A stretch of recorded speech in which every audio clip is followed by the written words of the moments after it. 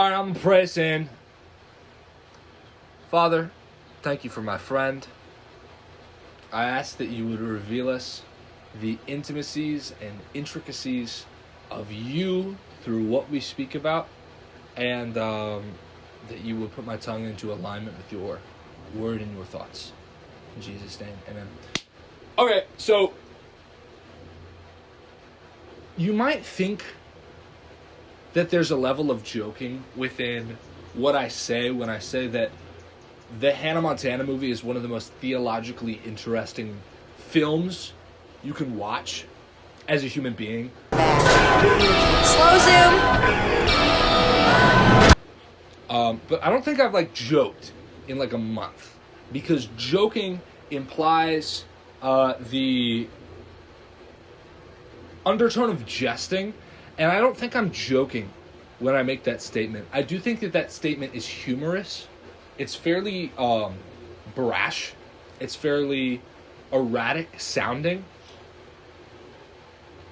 But in concept, the Hannah Montana movie is a beautiful movie. I was thinking about The Climb, and that's what kind of sped me on this. I'm like, is The Climb a worship song?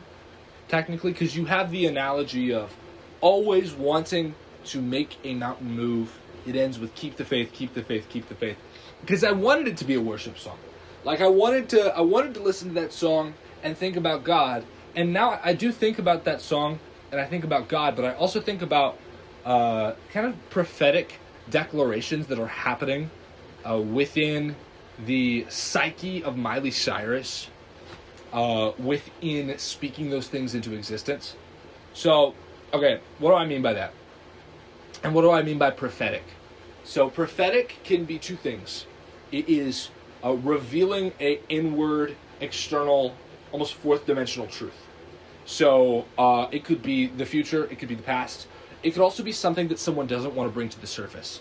So prophecy, in a way, could be God speaking and connecting with a human being, but also you have the prophets of Baal. So you can prophesy things that are negative, or reveal inward truths that are not positive, or things about the future that aren't. You look at the Witch of Endor with the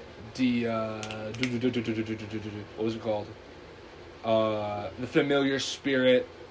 So you could have some kind of negative prophetic encounter that also becomes true.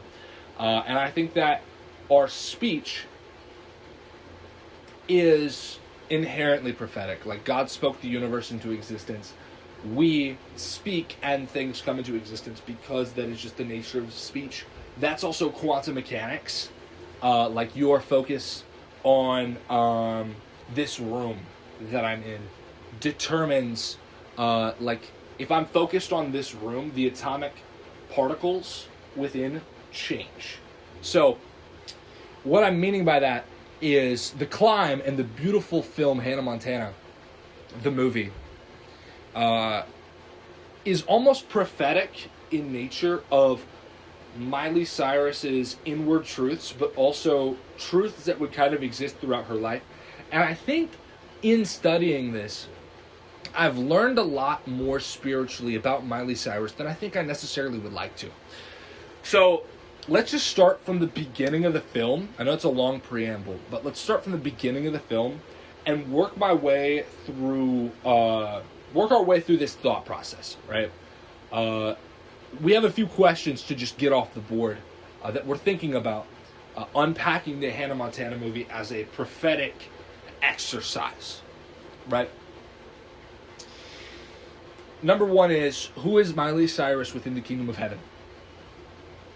I grew up in an environment that saying Miley Cyrus's name would be evil, but she was created in the image of God. Understanding and discerning her, I had to kind of go through some of her music, and there's some very crude imagery, crude language, crude behavior toward the Christian ideas that aren't fully self-evident at the beginning of her career, but we need to treat Miley Cyrus as a human being within God's kingdom and maybe extrapolate some spiritual truths about her through her music and through this film. Secondly, we need to find some sort of personal application of what this film could mean to us. And thirdly, most important, is how do we find Christ within art? So, one of my favorite activities to do with the Holy Spirit is to ask him, let me see you in this. And so as I'm watching the Hannah Montana movie, I'm like, okay, where are you? Because he's within everything. Every good and perfect thing comes from above. So if that movie's pretty good, it probably has some Jesus in it. So let's unpack this beautiful film, okay? So where do we start? Where do we start? Los Angeles, all right? We're in Hollywood, Hollyweird, some call it, right? The demonic capital of America. And to be able to fully understand Hollywood, you need to understand who Hannah Montana is and who Miley is. Okay, so what is the theme song to Hannah Montana? Say your ooh-woes. All right. That's the transition song. Okay. What is the Hannah Montana theme song? You get the limo out front. Ooh, hottest styles, every shoe, every color. When you're famous, it can be kind of fun. It's really you, but no one ever discovers, okay? So, off the bat, that is the Hannah Montana exterior. When you think Hannah Montana, what do you think? You think that awesome closet that she had. You think the wig. You think the billions of screaming fans, right? I think I've come to believe that Hannah Montana represents the flesh, and Miley Cyrus, or Miley Stewart, right, more accurately, is the inward spirit being that longs for God. It's the child. So, again, we go back to the theme song. You get the limo out front. Ooh, ah, ooh. Hottest styles, every shoe, every color. It's gluttony. It's having external resources. And we see this at the beginning of the film, right? We're starting. She's singing the theme song. She's doing all the things that she needs to do. She's messing up relationships. So Hannah Montana and her obsession with herself is messing up the relationship that she has with Lily. It's ruining Jackson's college plans. It's diverting all the attention from everyone else onto Hannah. And we see this during the birthday party scene. Hannah shows up. She's on a getaway. She's trying to escape this British reporter, right? And she shows up at Lily's birthday party. And Lily's birthday party is a very interesting scene because you see Lily, a human being, completely distracted by Hannah. Not Miley, Hannah. Miley feels bad about it. But the Hannah persona is getting to be too much, right? This is something that we deal with every day in our day-to-day lives. When we're still holding on to the flesh, we are holding on to something that is continually breaking people. Like, think about sex and pornography. You are continually breaking the reality of people around you. Or think about just even self-obsession. Like, you are actually taking people's eyes away from everyone else and onto you to be able to get that attention, right? And this is what's happening with Miley and Hannah, right? So, a double-minded man is deceitful in all his ways. That is the quintessential thought of Hannah Montana. It's a double-minded man. Woman. Double-minded woman. Okay? And let's think about this for more than 2 seconds. You cannot exist functionally as Hannah Montana and Miley Cyrus in the same way that I cannot be Abraham and Abe. It's one. It's one. Right?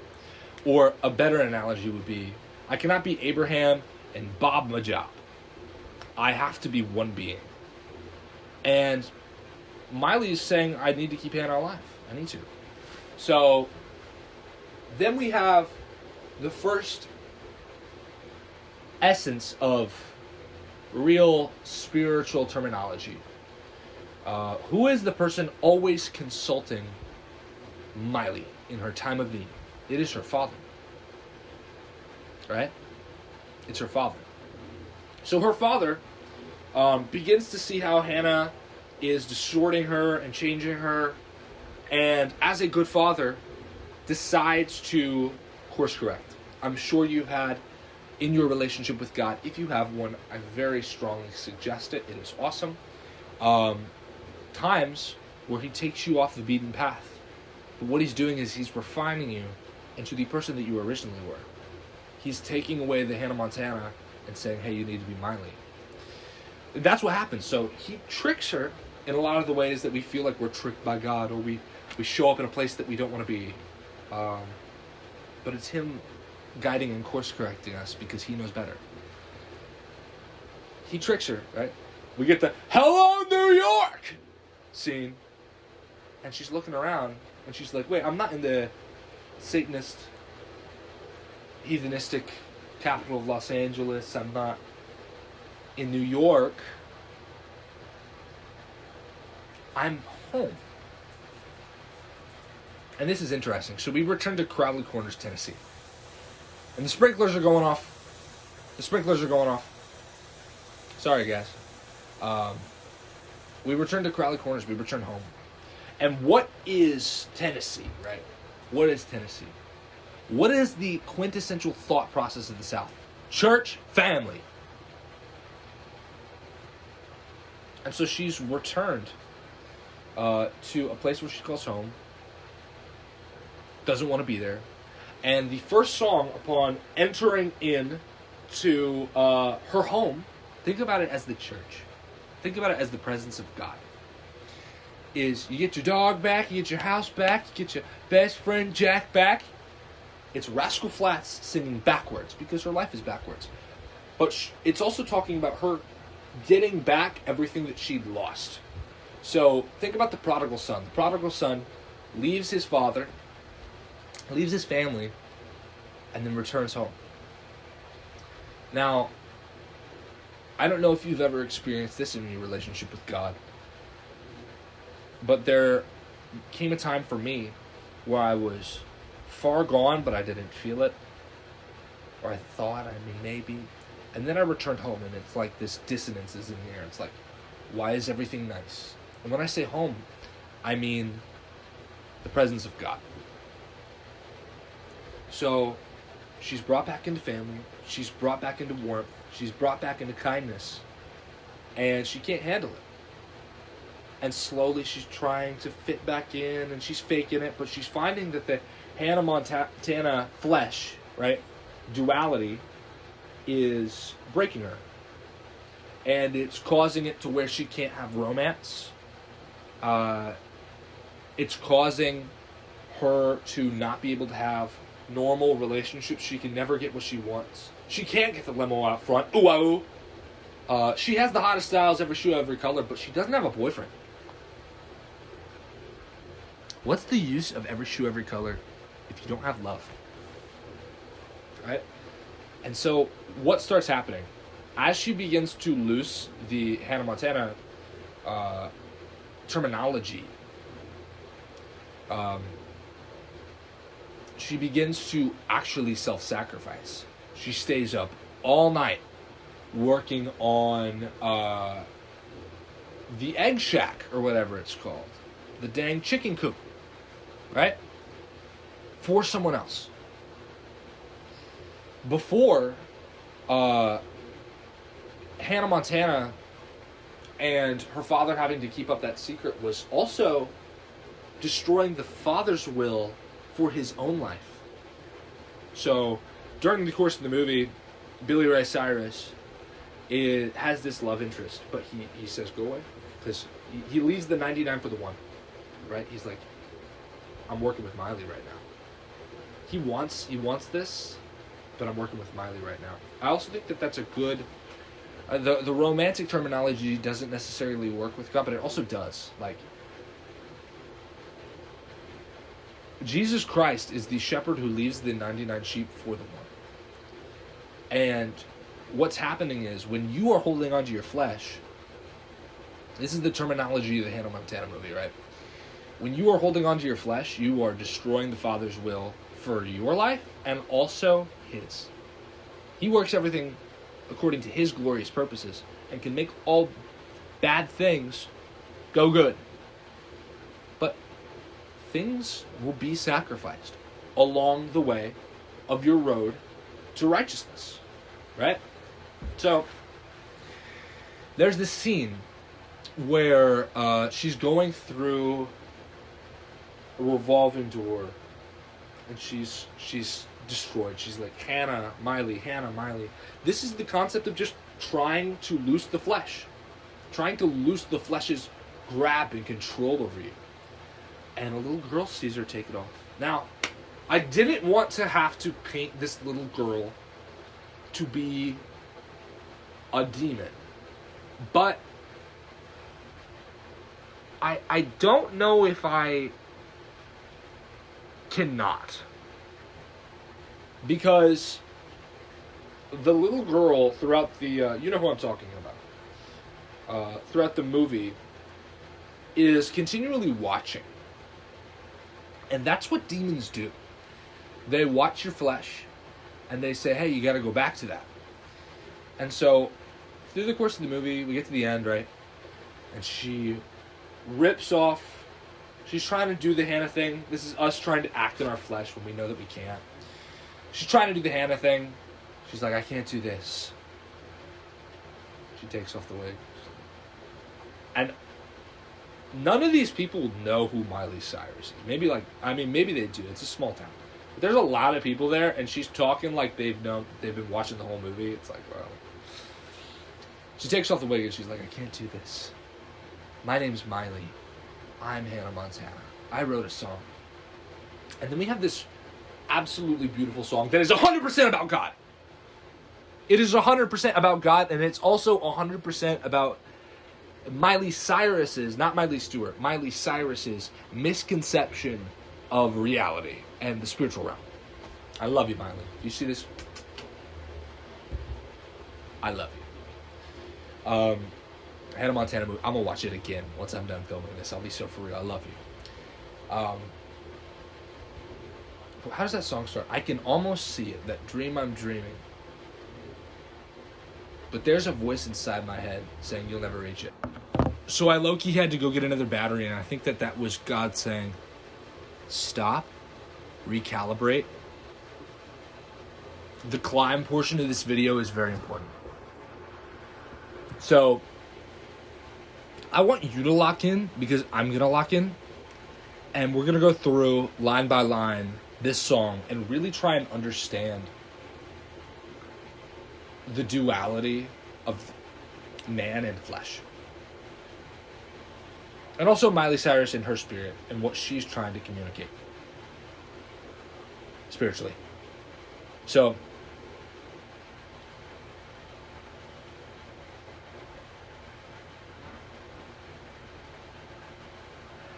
before I do that, there's a song that I'm 100% certain that she wrote about God. And I think it's good to think about this song before we think about the climb.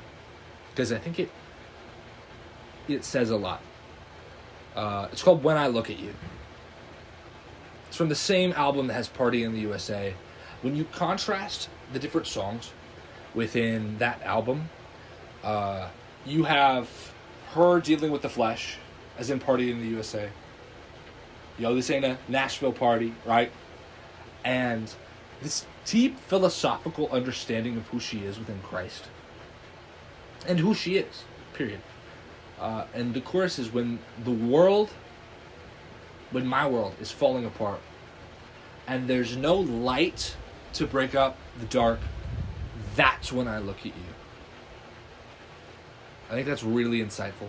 When the waves are flooding the shore, and I can't find my way home anymore, that's when I look at you. So I think thinking about that, like when Miley Cyrus's life is at a low, when your life is at a low, you look to God. And I think thinking about that in terms of the climb is very interesting. So let's look at the climb.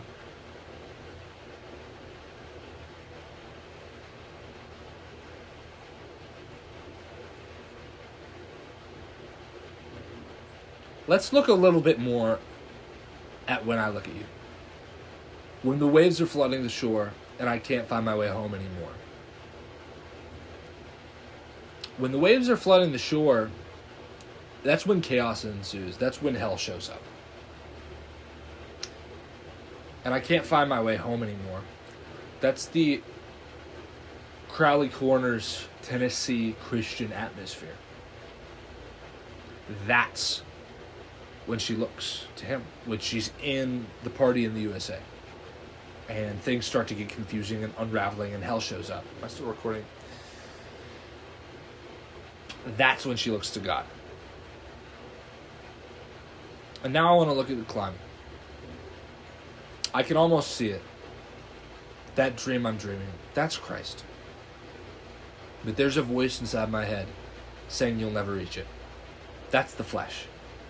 Every move I'm making, every step I'm taking, every move I'm making feels lost with no direction. My faith is shaking. That's the waves flooding the shore. There's no light to break up the dark.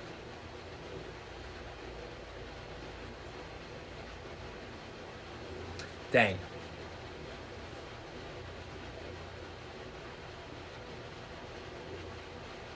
I'm continually being taken back to that when the waves are flooding the shore and I can't find my way home anymore. That's when I look at you. And I think when you contrast that with the climb is this song about taking the path to God.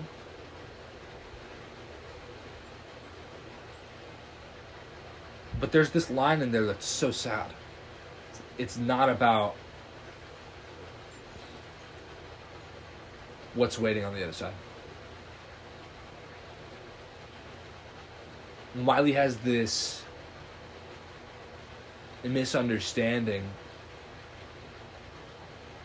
of who's waiting on the other side. Of who has his arms open. Of who has been taking her down this path. It's the Father. It's Jesus. And so, when she's singing that song at the end of the Hannah Montana movie, she's still holding on to her flesh.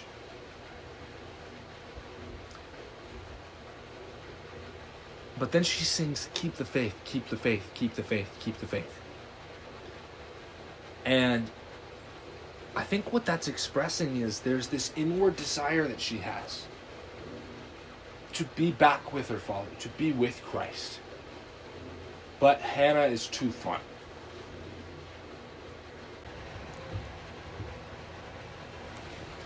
So this actually makes the climax of the movie incredibly sad when the little girl says, "It's okay, Hannah, we can keep your secret." Like the world still wants you to be your flesh.